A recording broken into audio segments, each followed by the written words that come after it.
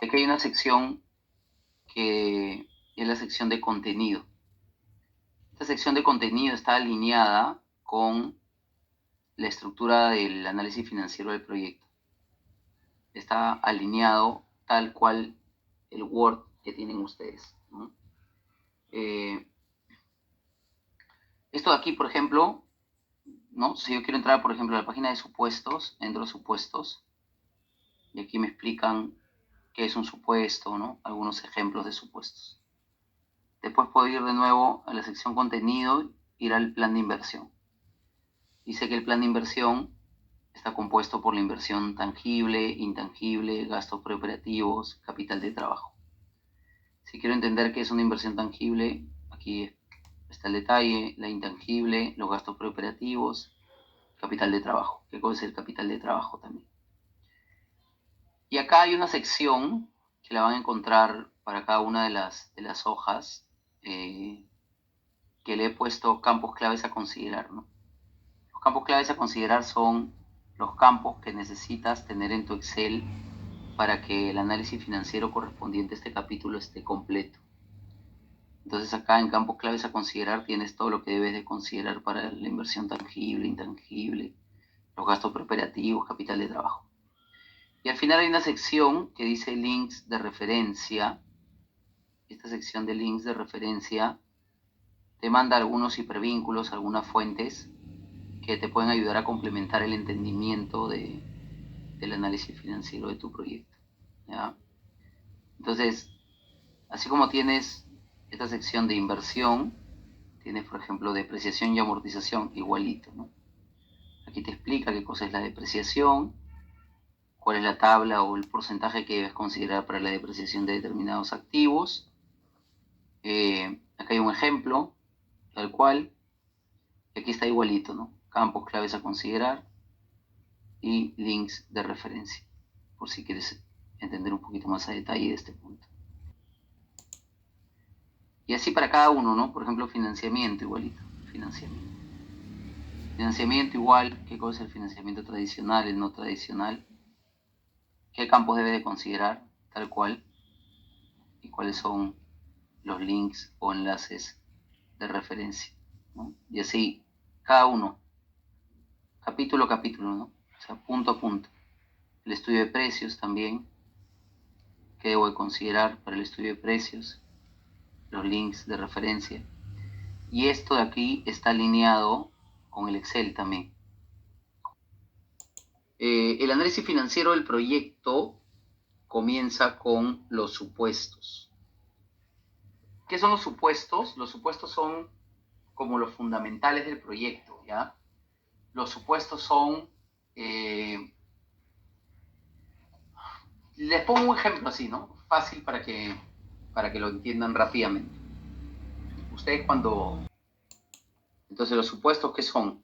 Son como las reglas de juego de tu emprendimiento que van a ayudar a que el análisis financiero del proyecto se entienda, se comprenda de una mejor forma. Si yo desarrollo el análisis financiero del proyecto, podría ser que no tenga claridad en si voy a facturar en soles o en dólares y de repente me encuentro con algunos costos en dólares y no sé el tipo de cambio, entonces un supuesto podría ser que el tipo de cambio que se considera como referencia es el de máximo 3.95 por dólar, ¿no? 3.95 soles, ¿no? Otro supuesto puede ser referencia al régimen donde van a estar, ¿no? El régimen, que en este caso es el régimen general, que requiere la contabilidad completa de la empresa o emprendimiento. Otra pregunta que pueden hacer es, oye, ¿a cuánto tiempo has proyectado tu análisis financiero? Entonces, para evitar que te estén preguntando lo mismo, documentas, redactas, listas tus supuestos para que la persona, el inversionista o el tercero interesado en tu proyecto entienda de forma fácil el análisis financiero que has diseñado, que has elaborado, y no te esté preguntando lo mismo, ¿no? Es como que, oye, aquí este costo es en dólares o en soles. en dólares porque son licencias. ¿Qué tipo de cambio utilizaste?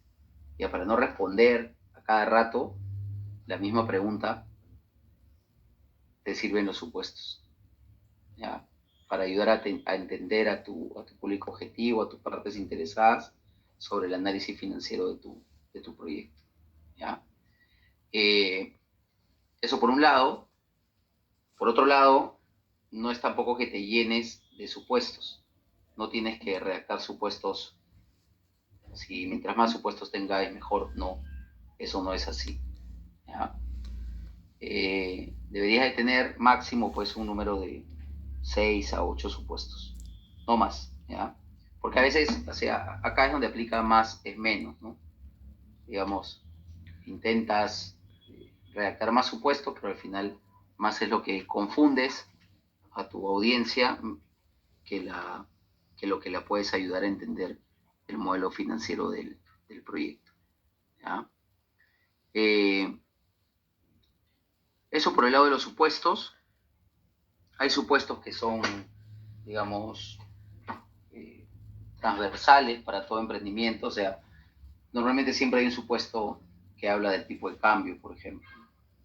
O hay un supuesto que habla de repente, eh, digamos, del horizonte de tiempo, de cuál es el porcentaje del total de la deuda que está financiado, ¿no?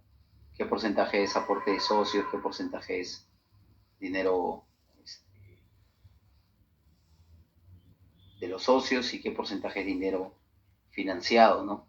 Que es traído por terceros o aporte de terceros. Y así sucesivamente, ¿no? Entonces el consejo es que puedan redactar sus supuestos, que sean fáciles de entender, objetivos. Cada supuesto debe ser una línea, ¿no? Esto es claro, ¿ya? Claro, concreto, fácil de entender, y el supuesto me va a ayudar a mí a definir cuáles son estos lineamientos para mejorar el entendimiento del análisis financiero del proyecto. ¿Ok? Después de los supuestos, así como ya tenemos los supuestos, lo que sigue es el plan de inversiones, que es principalmente el detalle en lo que vamos a invertir, la inversión tangible, intangible, capital de trabajo y gastos preoperativos. ¿Qué son los gastos preoperativos? Son todos los gastos en los que necesito incurrir para que mi emprendimiento, mi proyecto, no se quede descubierto en toda esta fase preoperativa. El mejor ejemplo para entender los gastos preoperativos es lo que sucede con los restaurantes. Si yo voy a abrir un restaurante, no significa que yo una vez que alquile el restaurante, alquile el local, no significa que ya, digamos, estoy listo para iniciar operaciones. No, todo lo contrario. Significa que tengo que contratar personal, tengo que capacitarlo, tengo que ayudarlo a que se familiarice con los procesos de la empresa, ¿no? Tengo que contratar mozos, tengo que remodelar el local, negociar con proveedores, etc. Pero todo eso lo hago en lo que se conoce como etapa preoperativa. ¿Qué significa preoperativa? Es etapa antes de la operación, o sea, antes de abrir las puertas de mi restaurante al público. Por eso es importante esta etapa preoperativa, ¿ya? Si ustedes van a alquilar oficinas, por ejemplo, es importante que lo consideren en la etapa preoperativa, que también en los libros se conoce como año cero, ¿ya? El año cero hace referencia a la etapa preoperativa del proyecto, ¿ok? Para que lo tengan claro. Después, el capital de trabajo, ¿ya? Es otro concepto eh, es otro concepto que muchas veces es el talón de Aquiles de los emprendimientos.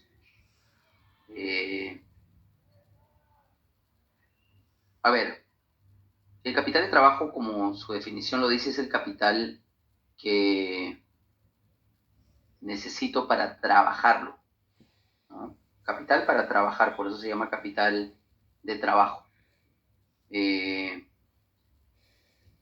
capital de trabajo no es de largo plazo, no es de largo plazo, porque